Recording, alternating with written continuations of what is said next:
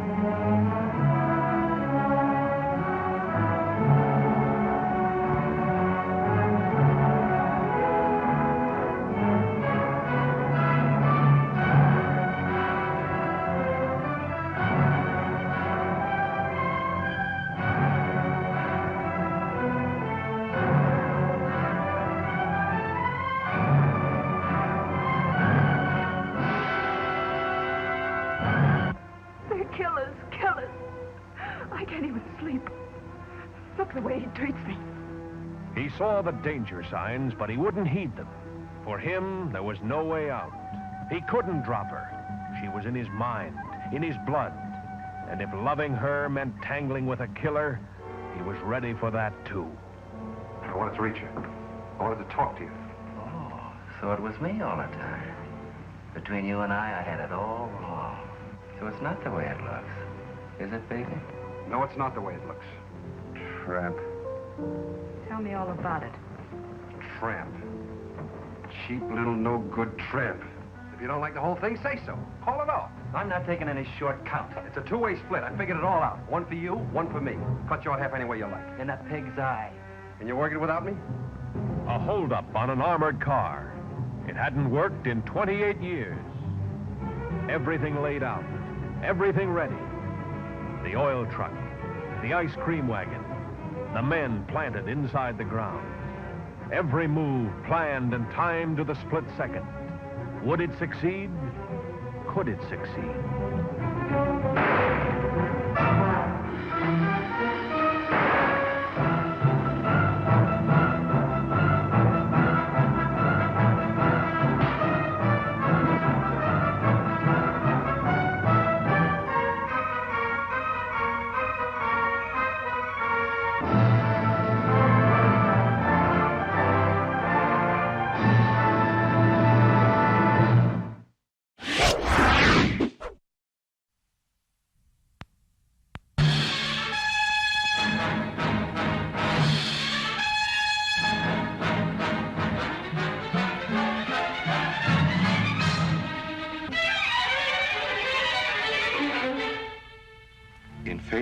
speak. You become a part of the crime. But I'm already a part of it. Because I'm a part of you.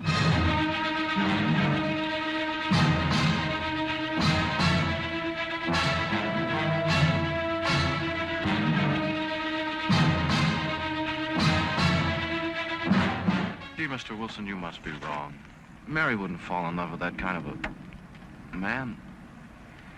Well, I hope I am wrong, Noah, but that's the way it is. People can't help who they fall in love with.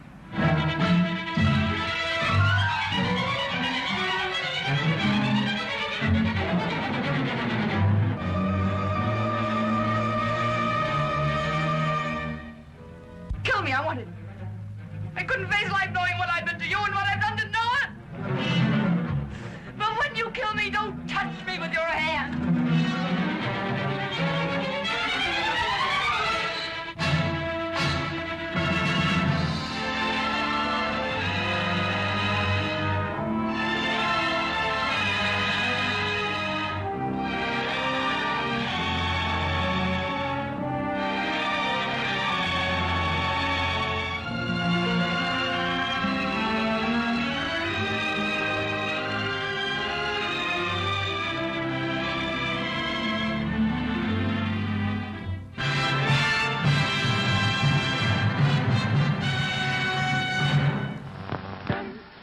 Mustard and relish, you'll guarantee mouth-watering satisfaction. And now he sips his costume on a beautiful golden bun. There's his cue to go out on stage. He's the natural. He's the rage. Meet this person at a seat at our refreshment counter. Treat the family. And now, on with the show.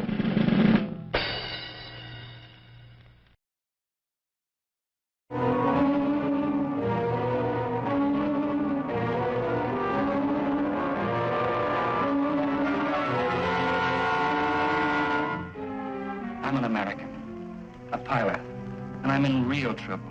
But I'm not a killer. It was my wife, and whoever killed her used my gun. It was a beautiful frame, but I didn't do it. I've got to stay free long enough to clear myself. Could any woman believe his story? This man who had only 36 hours to find a killer without a face, trapped by his own pursuers somewhere in the shadow depths of Terror Street, as he hunted the man who turned the woman he loved from a saint to a sinner to a corpse. How well did you know Katie, Mr. Hart? I used to see Katie occasionally in London. We did some business together. Like setting her up in an apartment?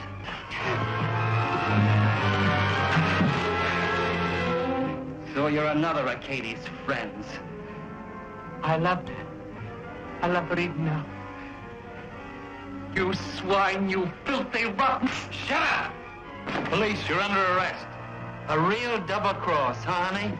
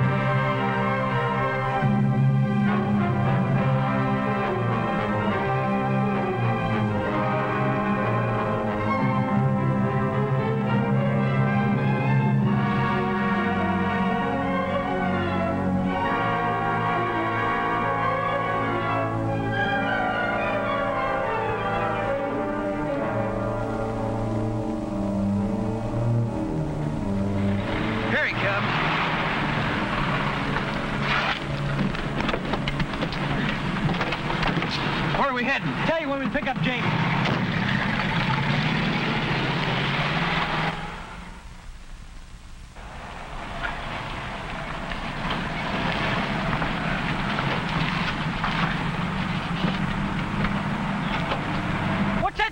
for? Give him a bump. Yeah. Hit him again. I'll cut it out. We'll get in a jam. What's the matter? You chicken or something? Come on, move it! What do you punks think you're doing anyway? What was that you called us? Well, I just bought that car. Now look.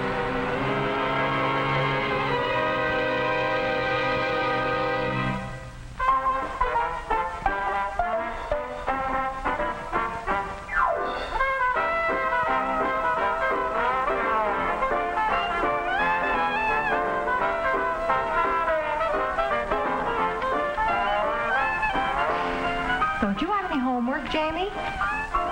I told you no. Going out as soon as the guys come by to get me. What time? It's already after 8. I don't know why you can't stay home for one evening. Your father'll be home in a little bit. Should be home now. Just where is it you're going, Jamie? If I knew, I'd tell you. I don't know.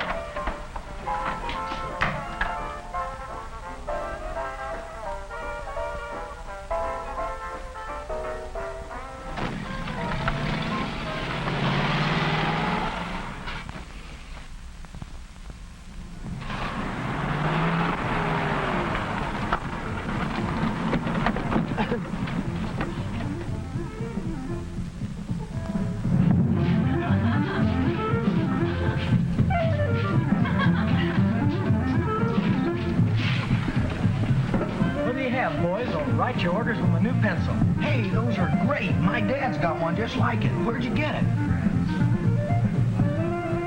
We just swarmed all over a guy. Fell out of his pocket. What? When did this happen? Just before we picked you up. We bumped some guy in a big Buick and he gets out and starts getting smart. Yeah, starts calling us names. Boy, did we give it to him. We sure messed him up. You should have been there, Jamie. Who was he? I don't know. Some big bald-headed guy. What kind of a card you say it was? Oh, it was what's the matter with you? I asked you what kind of a car it was. I want to know. It was a yellow Buick. Why?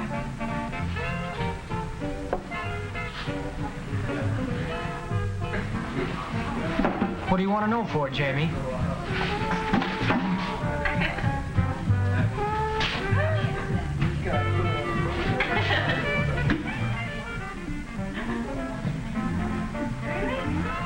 What's his trouble? I don't know, but this isn't the place to find out. We'll see him in the morning at school when we give this to him.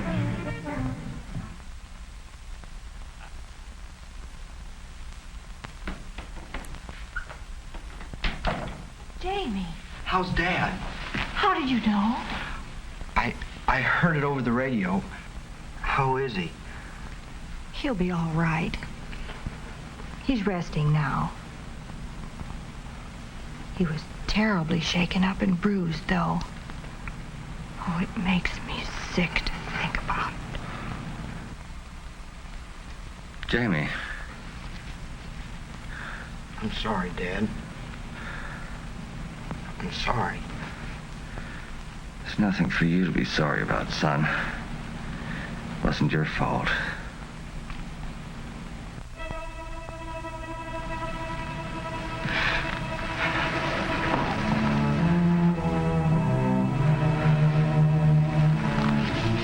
I'm all right now. You'd better get upstairs to bed. I'm sorry, Dad.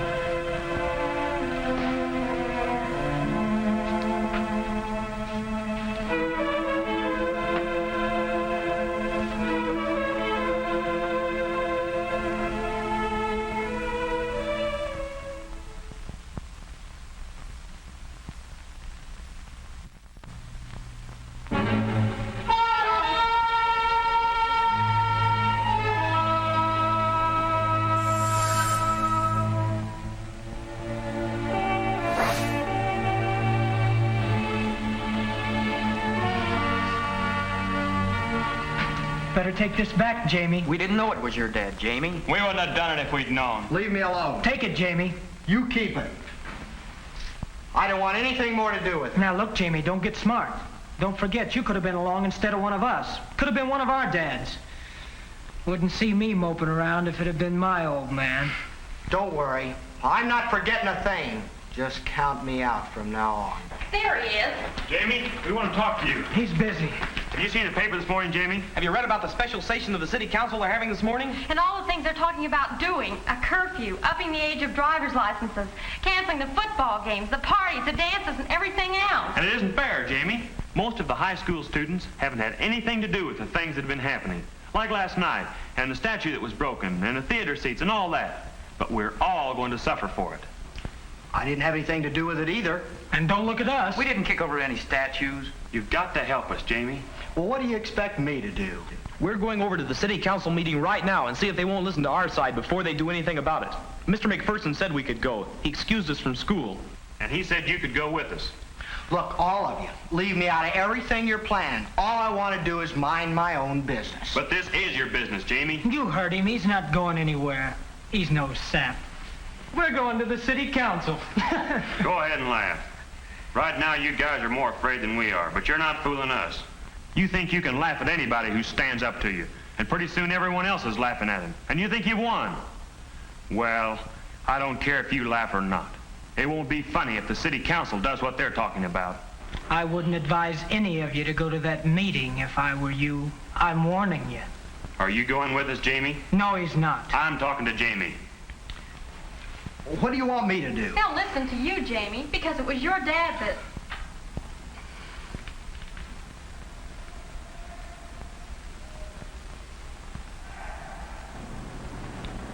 I'll go with you.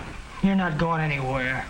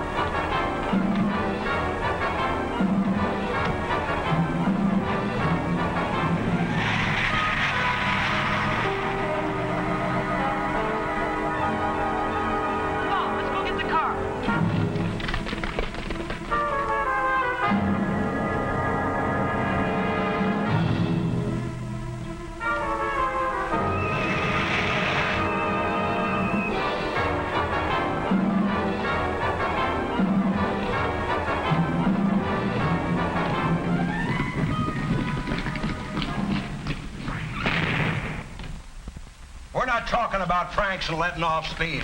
We're talking about criminal acts of violence. I say if these kids want to go around beating up people and wrecking things to prove how tough they are, then it's time we prove to them just how tough we are. Mayor Honeywell, could we say something? I'm sorry. What's all this? Do you have some facts to give us that we don't already have? I don't know whether you'd call them facts or not, but, well, everybody keeps talking about teenagers as if we were a bunch of freaks or something. We're just wasting time. We wasted too much time already. We've invited Mr. McPherson here. He's principal of the high school, and he can tell us anything these kids can tell us. No, I'm sorry, I can't. That's why when these students came to me today, I asked them if they'd be willing to come down here and put their case before you. And I think you should hear what they have to say. This is Bill Stillwell, the head of the student council. And Chuck Leewood, captain of our football team. And Sally Lawrence here, the senior class president, And Jamie's dad was the one who got hurt last night. Mr. Mayor, I think Mr. McPherson's right. And I think these students are right, too. Teenagers aren't all delinquents. Only a few are involved in these criminal acts that we're all concerned about. If these teenagers, who represent all of the rest, have the courage to come here, then I think we should not only listen to them, but I think we should invite them to help us stamp out this vandalism. I say let's let them talk. All right.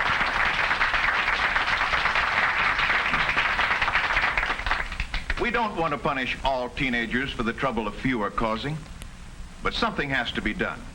You know how serious the juvenile delinquency problem has become. We have to take some action to prevent this sort of thing from happening again. Now, if you have some suggestions to offer, we're willing to listen to you. What can we do? And what can you do to prevent juvenile delinquency? You tell us.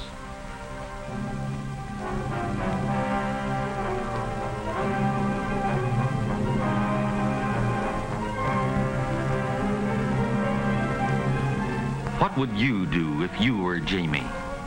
What can we do about juvenile delinquency? What would you say?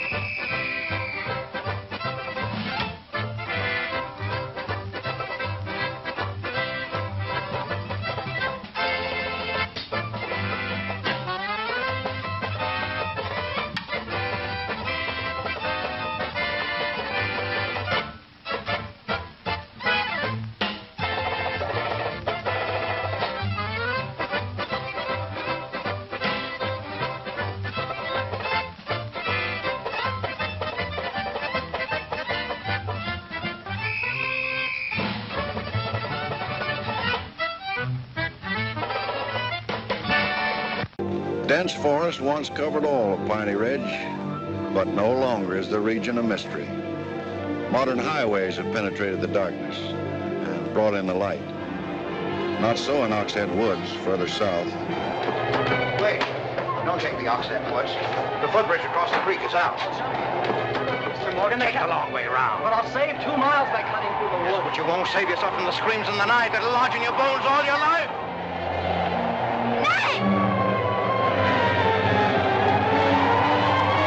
I went in those woods and I heard things. What things? I don't know. You leave well enough alone, son. You didn't sleep till any 10 or 11 up at the Morgans because you wanted to see her. If you'd spent a little more time working around this place instead of preening your feathers like a pet canary. You might as well still be working at the Morgans for all the fun you are to me. We don't need anybody else.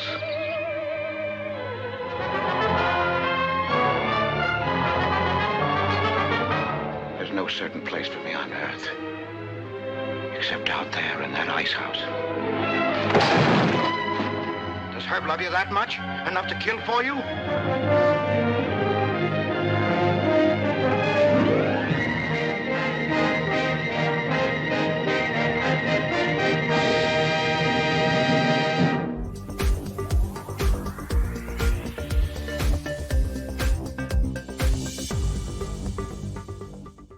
And now, intermission. Refreshment time. Ah, hello there. Give the demonstration of my new invention, the goodies machine. The machine turns out delicious hot doggies one after the other. And thirst-quenching sodas also. Gives popcorn of the most tasty kind, plain unbuttered. Candy too, crunchy and dandy. Steaming hot coffee and ice cream too. These goodies are at a snack bar just waiting for you.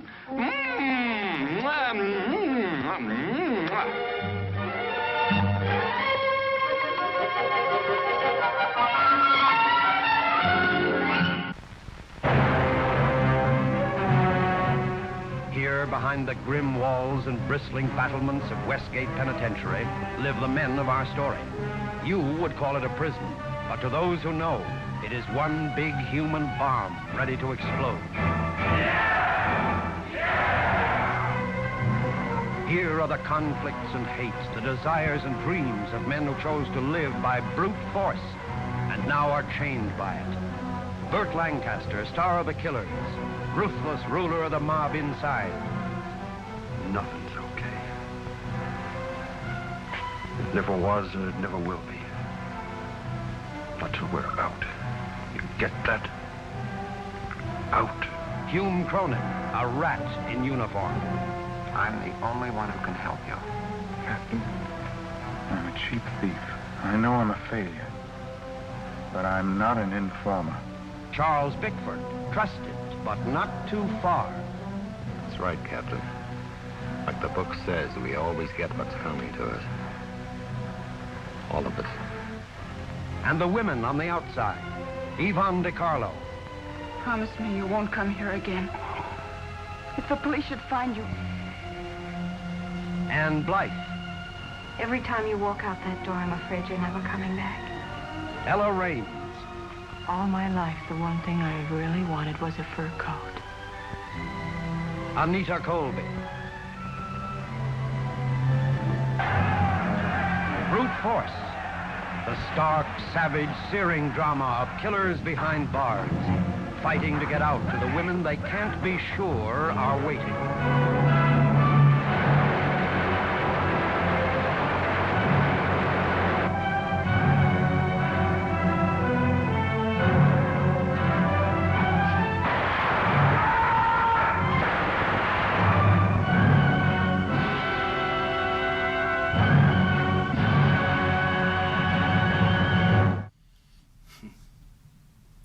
Well, that wraps it up for another mini episode of Cerbs Snack Bar right here on the Vortex. This has been the Crime Doesn't Pay version. And you know what? I never thought about Burt Lancaster as being such a rough, bad guy like that. That's a cool way to see him. I knew him better from his later part of his career as more of the leading guy and so forth. So even I got to learn a little something putting this one together. Thank you all for watching. Stay tuned for some other great material right here on the Vortex at horrorhost.net.